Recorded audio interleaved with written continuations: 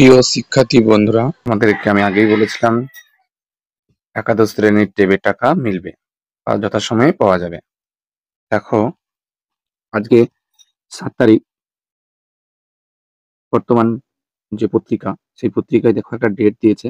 ডেটটা খেয়াল করলেই বুঝতে পারবে। কলকাতা, শনিবার 7ই সেপ্টেম্বর 2024। এবং এখানেও লেখা আছে, দেখো, একাদশের টেবের টাকা মিলবে যথাসময়ে। নিশ্চয়ই বুঝতে পারছো তোমরা। তিনি আমাদের শিক্ষামন্ত্রী আমাদের এটাই বলতে চাইছেন। চলো, কি লেখা আছে?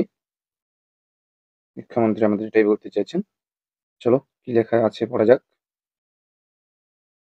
নিজস্ব প্রতিনিধি, কলকাতা তরুণের স্বপ্ন প্রকল্পের যে ট্যাবলেট পিসি বা ট্যাব স্মার্টফোন কেনার জন্য 10,000 টাকা যথাসময়ে পেয়ে যাবে ছাত্রছাত্রীরা। বৃহস্পতিবার বিকাশ ভবনে এই আশ্বাস দিয়েছেন শিক্ষামন্ত্রী ব্রাত্য বসু। বিশ্ব বাংলা মেলা প্রাঙ্গণে এই দিন শিক্ষক দিবস ও প্রীতি নিচে সংবর্ধনার সরকারি অনুষ্ঠানের কথা ছিল।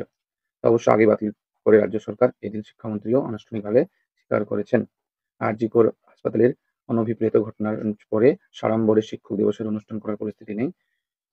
মুখ্যমন্ত্রীও গোটা ঘটনায় খুবই ব্যথিত, তাই আড়ম্বরভাবেই বিকাশ ভবনে শিক্ষক দিবসের সরকারি অনুষ্ঠান পালন করছি। সেরা ছাত্রছাত্রী ও বিদ্যালয়ের পুরস্কার, তরুণের স্বপ্ন, শিক্ষারত্ন কিছুদিন বাদে দেওয়া হবে। এবছর টেপ দেওয়া হবে না বলে যে প্রচার চলেছে, তারও প্রতিবাদ জানান তিনি। এক কথায় যে টেপ টাকা পুরো ক্যান্সেল বা দেওয়া হবে না, এমনটা যারা প্রচার করেছেন তাদের জন্য তিনি প্রতিবাদ জানিয়েছেন।